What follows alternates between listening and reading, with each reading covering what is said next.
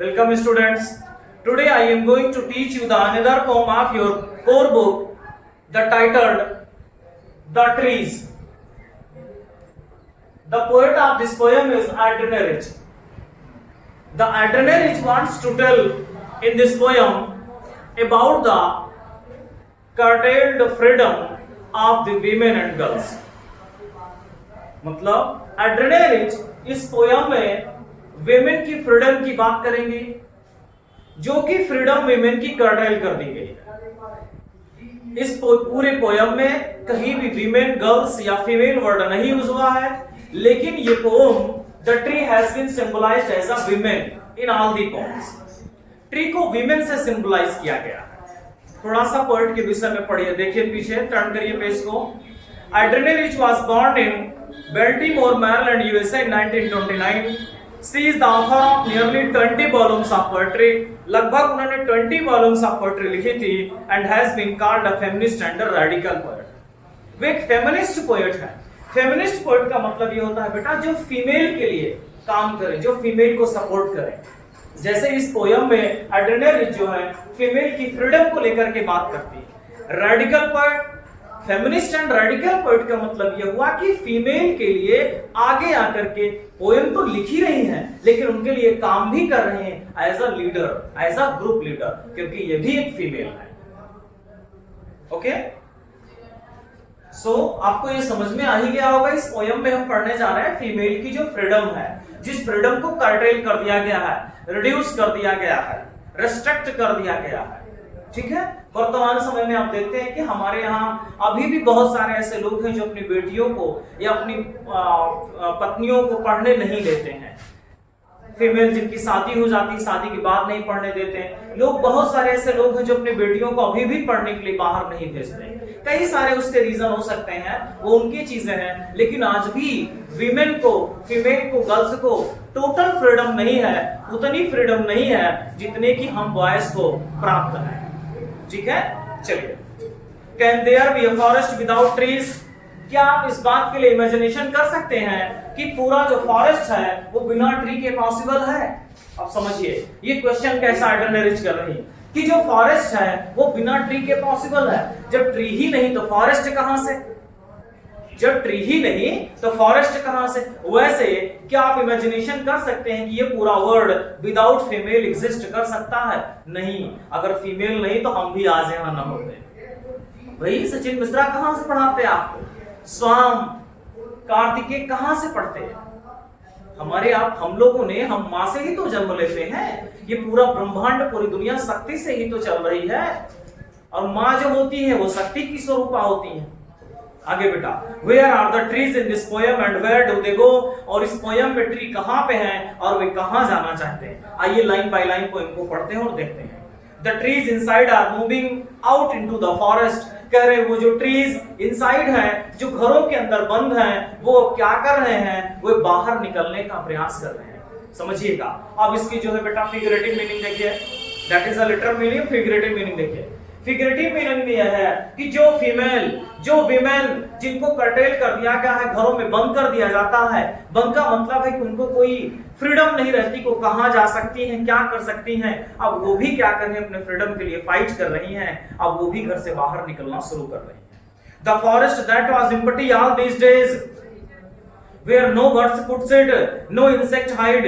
कह रहे हैं, पोएट कह रही है, the forest that was empty all these days, जो कि अभी तक ये फॉरेस्ट पूरा क्या था? एम्प्टी था। अब ये ट्रीज घर से निकल के जा रहे हैं तो एक नया फॉरेस्ट बन जाएगा, नया फॉरेस्ट तैयार हो जाएगा। कहने का मतलब ये पूरा वर्ल्ड जो है, ये पूरी दुनिया जहां पे फीमेल, जहां पे वीमेन नहीं है, वीमेन बहुत कम बाहर जाती हैं, केवल मेन देखने को मिलते हैं। अब ये भी जब बाहर निकलने लगेंगी, जाएंगी, तो सारी चीजें क्या हो जाएंगी? पूरा वर्ल्ड हरा भरा, मतलब पूरा वर्ल्ड सही से बैलेंस्ड हो जाएगा।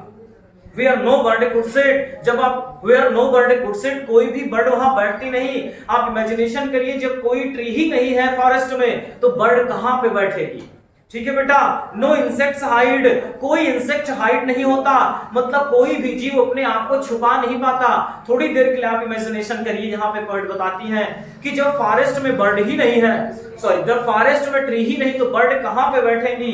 इमेजिनेशन करिए रेनी सीजन चल रहा है, बारिश का समय है, और जब बारिश होती है तो सोचिए जो बर्ड्स हैं वो कहाँ पे अपने आप को हाइड करेंगी, मतलब कितना इंपॉर्टेंस है ट्री का। उसी तरीके से वीमेन का कितना इंपॉर्टेंस है। वे छोटे छोटे बच्चे जो अपनी माँ के पास रहते हैं, सोचिए अगर माँ ना हो तो बच्चों का कैसे पालन पोषण होगा। नो इंसेक्ट्स हाइड, कोई भी जीव अपने आप को बचा नहीं पाता, कोई भी कीड़ा मकोड़ा छुप नहीं पाता है। नो सन बरी its feet in a shadow, और कोई भी सन जो है शैडो नहीं बना पाता। शैडो बनाने का सेंस ये हुआ कि जब सन की रेज आती है तो जैसे ट्री के नीचे क्या बनता है, शैडो बनता है, और जो शैडो बनती है वो कितने लोगों को आराम देती है, कितने जीव जंतु रिलैक्स करते हैं उस फॉरेस्ट में। समझ में आ रहा है? नेक्स्ट बेटा, The forest that was empty all these nights, जो जंगल जो फॉरेस्ट इन रात्र में अभी तक क्या था बेटा, खाली था। Forest that was empty all these nights, इन रात्र में पूरा पूरा खाली था। Will be full of trees by morning, सुबह होती ही क्या होगा बेटा, सारे ट्रीज वहां पे चले जाएंगे, ये पूरा ट्रीज से फुल हो जाएगा। कहने का सेंस ये हुआ पोएट का, एड्रेने रिच का, कि जो वीमेन अभी घर में कमरों में घर के अंदर बंद हैं, जिनको फ्रीडम नहीं है, वो बहुत प्रयास कर रही हैं, और बहुत ही जल्द मॉर्निंग तक, मतलब बहुत ही जल्द क्या करेंगी, वो सभी लोग घर से बाहर चली जाएंगी। वो भी अब बराबर की इक्विटी, बराबर के अधिकार के साथ में क्या करेंगी, वर्क को करेंगी, चाहे स्टडी हो, चाहे वर्क हो, चाहे जो चीजें भी हो। नेक्स्ट स्टैंडा बेटा, all night the roots work, पूरे रात रूट क्या करती है बेटा, काम करती हैं। अब कौन सी रूट काम कर रही है, ट्री की रूट काम कर रही हैं।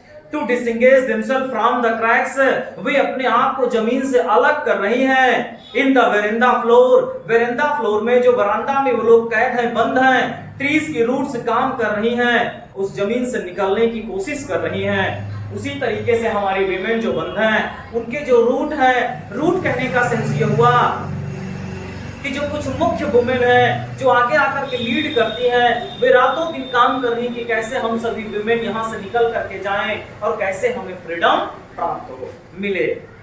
The leaves strain towards the glass, और जो पत्तियां हैं छोटी छोटी वो भी ग्लास की ओर स्ट्रेन, मतलब फोर्स, स्ट्रेन की मीनिंग होती है बेटा फोर्स, फोर्स लगा करके उसे तोड़ने की कोशिश कर रही हैं। स्मॉल ट्विग्स स्टिप विद एक्सर्शन, और छोटी छोटी टहनियां भी फोर्स लगा रही हैं, पावर लगा रही हैं तोड़ करके बाहर निकलने की। लॉन्ग ट्रम्पेट बो सफलिंग अंडर द रूफ, बो और ट्रिक दोनों एक दूसरे की सिनोनिम हैं। बो का मतलब होता है ट्रंक, ट्रिक्स का मतलब होता है छोटी छोटी टहनियां। लॉन्ग ट्रम्पेट बो sloughing under the सफलिंग under the roof, और जो बड़े बड़े तने हैं वो भी रूफ के छत के अंदर, छत के नीचे क्या कर रहे हैं बेटा, प्रयास कर रहे हैं बाहर निकलने के। Like newly discharge patient hard dazed moving to the clinic doors, कह रहे हैं बेटा लाइक न्यूली डिस्चार्ज पेशेंट, जैसे कि कैसे निकलने का प्रयास कर रहे हैं वो टहनियां, वो ट्रंक, जैसे कि कोई न्यूली डिस्चार्ज पेशेंट होता है। कोई भी व्यक्ति 6 महीने या 1 महीने या 2 महीने से हॉस्पिटलाइज्ड हो, और जब उसको पता चल जाता है या किसी तरीके से मालूम चल जाए कि आज मुझे निकलना है, तो इसमें लिखा है बेटा हाफ डेस्ड। हाफ डेस्ड का मतलब हाफ कॉन्शियस, आधा होश में है और आधा बेहोश में है, फिर भी वो क्या करता है बेटा, हार्ड dazed moving to the clinic doors, जैसे ये क्लिनिक का दरवाजा है तो क्लिनिक के दरवाजे से अपने बेड तक, अपने बेड से दरवाजे तक आएगा जाएगा आएगा जाएगा। कहने का सेंस कितनी जल्दी उसको डिस्चार्ज कर दिया जाए कि वो इस सब जो उसकी फ्रीडम कर्टेल की गई, जो इस प्रॉब्लम में है उससे क्या हो बेटा, वो गेट रिड ऑफ, छुटकारा पा जाए। उसी तरीके से ट्रीज भी परेशान हैं, ये वीमेन भी काम कर रही हैं, इनकी रूट कास्ट काम कर रही है, ये भी वहां से निकलने का प्रयास कर रही हैं, ये मॉर्निंग तक निकल जाएंगे। अब देखिए बेटा, आई सिट इनसाइड, अब ये पोएटेस बताती हैं, I sit inside doors open to the veranda, तेरे में वेरेंडा का डोर ओपन करके वहां बैठी थी, राइटिंग लॉन्ग लेटर्स, बड़ा सा लंबा सा लेटर लिख रही थी। In which I scarcely mention the departure, scarcely की मीनिंग होती है बेटा रेयरली और हार्डली, बहुत मुश्किल से, जिसकी मीनिंग होती है equal to nothing.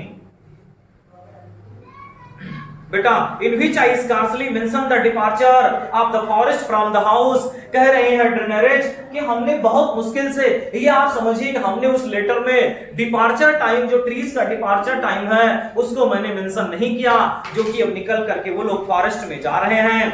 The night is fresh, अब वो बताती हैं कि कैसा है night. The night is fresh, the whole moon shine, night fresh है बेटा, पूरा फुल मून निकला हुआ है, फुल मून जो है फुल मून वाली नाइट है, आप देखिए ना फुल मून की जो नाइट होती बहुत ही ब्यूटीफुल लगती, बहुत ही सुंदर लगती है। गांव में जो लोग रहते हैं उनसे पूछिए, जो चरपैया बाहर डाल के लेटे रहते हैं, फुल मून की नाइट होती है और ऊपर देखते हैं, इतना आनंद आता है, इतना सुख प्राप्त होता है, वो वही बता सकता है जो देखा है। The night is fresh, the whole moon shine in a sky still open, और पूरा आसमान बिल्कुल क्लियर है। The smell of leaves and lichen, smell means सुगंध आ रही है, leaves और lichen, lichen का मतलब होता है बेटा जो एल्गी और फंगाई लग के पैचेस बन जाते हैं ट्री के ऊपर, बायोलॉजी बॉटनी में आपने इसको पढ़ा होगा। The smell of leaves and lichen, leaves और lichen की स्मेल आ रही है, still reaches like a voice into the rooms, still reaches like a voice into the rooms, और कह रही हैं अब हमारे रूम तक धीरे धीरे आवाज आ रही है, वॉइस पहुंच रही है कि अब वो लोग क्या कर रहे हैं बेटा, ट्रीज निकल रहे हैं, वे वुमेन सब निकल रही हैं। My head is full of whisper, whisper की मीनिंग होती है बेटा मरमर, धीरे धीरे जो फुसफुसाने का साउंड होता है। पोएटेस कहती हैं कि हमको जो है पूरा धीरे धीरे पूरे हमारे माइंड में हमको वो फुसफुसाने की आवाज सुनाई पड़ रही है। फुसफुसाने की मतलब बातचीत करने की। पोएटेस के कहने का सेंस ये है कि सभी लोग अब बात कर रहे हैं, इकट्ठा वो लोग प्लान कर लिए हैं, जल्दी से जल्दी वो यहाँ से निकलने वाले हैं। Which tomorrow will be silent, कह रहे अभी तो ये जो साउंड सुनाई पड़ रहा है निकलने का, ये टुमारो मॉर्निंग में क्या होगा, साइलेंट हो जाएगा, क्योंकि जितनी भी विमेन यहाँ पे कर्टेल्ड हैं, जिनके फ्रीडम को कर्टेल कर दिया गया, इनसाइड में लॉक्ड हैं, वो क्या है मॉर्निंग तक सब यहाँ से निकल जाएंगी, और जब निकल जाएंगे तो क्या होगा, वो साइलेंट हो जाएंगे। कह रही listen the glass is breaking, अब पोएटेस कह रही listen the glass is breaking, सुनिए आवाज आने लगी है, ग्लास अब टूट रहा है, विंडो के डोर्स के ग्लास को टूट रहे हैं। The trees are stumbling forward, stumbling की मीनिंग होती है बेटा स्टैगरिंग एंड टॉटरिंग, लड़खड़ा करके चलना। जब कई सारे लोग एक साथ दौड़ करके जाते हैं तो उसमें देखिए ना बहुत सारे लोग क्या होते हैं, लड़खड़ा जाते हैं, कुछ गिर जाते हैं, कुछ लड़खड़ाने लगते हैं, ठीक है बेटा। The trees are stumbling forward, और जो ट्री है बेटा वो स्टम्बलिंग फॉरवर्ड मतलब बहुत तेजी से दौड़ करके बाहर जा रहे हैं। इसका कहने का सेंस है पोएटेस का कि जो वीमेन है वो सब एक साथ में तेजी से बाहर चली हुई जा रही हैं, जो कि क्या कर स्टम्बलिंग मतलब स्टैगरिंग कर रही, लड़खड़ा रही हैं। ट्रीज लड़खड़ा करके बाहर जा रहे हैं, इनटू द नाइट, रात्र में वो लोग निकल के जा रहे हैं। Winds rush to meet them, समझिएगा बेटा, winds rush to meet them, और विंड जो है आ रही है, रश टू मीट देम उनका स्वागत कर रही है, उनसे मिल रही है। किससे मिल रही है, उस ट्रीज से मिल रही है, उन वीमेन से मिल रही है। अब समझिएगा यहाँ पे पोएटेस क्या कहने चाहते हैं, मैं आपको बहुत अच्छी लिटरली फिगरेटिव मीनिंग समझाने जा रहा हूं। बेटा आप समझिए कि विंड क्यों ट्री का वेलकम करने आ रही है, क्यों इसलिए करने आ रही है क्योंकि जब भी कोई व्यक्ति कोई नया और अच्छा काम करता है हम उसको माला पहना करके क्या करते हैं, स्वागत करते हैं। और ट्री जो कि विमेन्स के लिए क्या सिंबलाइज किया गया, ट्री जो कि निकल रहे हैं, जो कि फॉरेस्ट में जा रहे हैं, जो कि अभी तक इनकटी था, जिनको फ्रीडम नहीं मिली थी, तो उनका स्वागत करने के लिए, उनकी इस अच्छे साहसिक करेजियस वर्क का वेलकम करने के लिए कौन आ रहा है बेटा, विंड आ रही है। और विंड ही क्यों आ रही है समझिएगा, क्योंकि एक नेचर का वेलकम कौन करता है, एक नेचर करता है। अब विमेन से समझिए इसको मीनिंग। विमेन जब वहां से निकल के जा रही हैं तो उनका वेलकम करने के लिए कौन आ रहा है, विंड आ रही है। विंड आ रही है, क्यों आ रही है, क्योंकि जो हमारा नेचर है वो विदाउट विमेन अनबैलेंस ऐसे है बेटा। और जब वीमेन है, जब वीमेन को फ्रीडम है तो हमारा नेचर, हमारा एनवायरनमेंट ऐसे है, बैलेंस्ड है। Without women, without girls, without female हमारे नेचर, हमारा नेचर पूरी तरह से इनबैलेंस है। और जब हमारे विमेन को, फीमेल को, गर्ल्स को, आप लोगों को जब तक ये फ्रीडम नहीं मिलती तब तक इनबैलेंस है। और जैसे पूरी फ्रीडम है वैसे हमारा नेचर और एनवायरनमेंट भी क्या है बेटा, बैलेंस्ड है, क्योंकि we are also a part of our nature. समझ में आ रहा है ना। नेक्स्ट बेटा, the moon is broken like a mirror, the moon is broken like a mirror, moon जो है ब्रोकन लाइक अ मिरर, कैसे टूटा हुआ है, जैसे मिरर टूटा हुआ है। और कैसे मैं भी बताता हूं, it pieces flies now in the crown of the tallest oak. ध्यान से समझिए, इसकी मीनिंग आपको समझ में आ जाएगी। आप गांव में जो लोग बाहर लेटते हैं, फुल मून में आप लेटे रहिए, बाहर नहर हो, तालाब हो, उसके पास में जो सबसे पुराना 20-25 या 40 साल का पेड़ होता है, और जब मून उस पेड़ के पीछे आता है तो आप देखिए मून ऐसे लगता है कि जैसे ब्रेक हो गया है, जैसे टूट गया है, ब्रेक हो गया पीसेस में, और उसके बीच से जो फ्लैशेस आते हैं इतना सुंदर लगता है देखने में, इतना अच्छा लगता है कि क्या बताएं। उस ब्यूटी को आप क्या कर सकते हैं, मेस्मराइज कर सकते हैं, रिमेंबर कर सकते हैं। वही पोएटेस कहती हैं, the moon is broken like a mirror, its pieces flash now in the crown of the tallest oak. बड़ा सा लंबा सा ओक का पौधा है, उसका क्राउन बनकर के ये जो मून है उसका क्राउन बना हुआ है, और वहीं से ऐसा लग रहा है जैसे ब्रोकन है पीसेस में, और बीच से जो फ्लैश आ रहा है, ये सब देखने में इतना सुंदर लग रहा है, ये दृश्य इतना ही सुंदर है कि पूछिए मत। एड्रेनरिच समझ में आ रहा है? मैं कुछ चीजें और इस पोयम से समझाता हूं, ध्यान से समझिएगा। आइए स्टैंजा नंबर 2 पे चलते हैं। देखिए इसमें लिखा है 4th लाइन में, the leaves stand towards the glass small टू सिस्टिक एक्सर्शन। मतलब कहने का पोएट का क्या था, इसका फिगरेटिव मीनिंग समझिएगा। जो भी महिलाएं, जो भी वीमेन प्रयास कर रही हैं, जो भी वीमेन प्रयास कर रही हैं, वो जा तो रही हैं, वो भी प्रयास कर रहे हैं, लेकिन उनके साथ में लीव्स, अब ट्री के साथ में क्या है, ट्री का सबसे छोटा पार्ट लीव है, और वीमेन के साथ सबसे छोटा पार्ट क्या है, उनके छोटे छोटे बच्चे। समझ में आ रहा? ट्विक्स मतलब जो बड़ी लड़कियां हैं, और जो इसमें क्या लिखा है, बॉक्स, ट्रंक, जो और भी बड़े बड़े लोग हैं, मतलब तीनों पार्ट, तीनों जनरेशन, तीनों टाइप्स के वीमेन एक साथ में हैं। कुछ वीमेन उसको लीड कर रही हैं, और कुछ वीमेन क्या कर रही हैं, केवल उनके साथ में हैं, क्योंकि सबको फ्रीडम चाहिए। कोई ऐसा व्यक्ति नहीं जिसको फ्रीडम नहीं चाहिए। सभी लोग अपनी फ्रीडम के लिए एक साथ कोशिश कर रहे हैं, और वो निकलते हैं, फिर वो फ्रीडम पाते हैं। सबको समझ में आ गया? किसी को कोई दिक्कत तो नहीं है? ठीक है। तो एक्चुअली ये पोयम जो है वीमेन के फ्रीडम पर डिपेंड थी। एड्रेनरिच इसमें बताती है कि वीमेन की कैसे फ्रीडम को कर्टेल कर दिया जाता है, कैसे लोग जाने नहीं देते। और आपको मालूम है कि हम सभी नेचर के पार्ट हैं, और कोई भी नेचर का पार्ट इधर से उधर होगा तो नेचर अनबैलेंस हो जाएगा।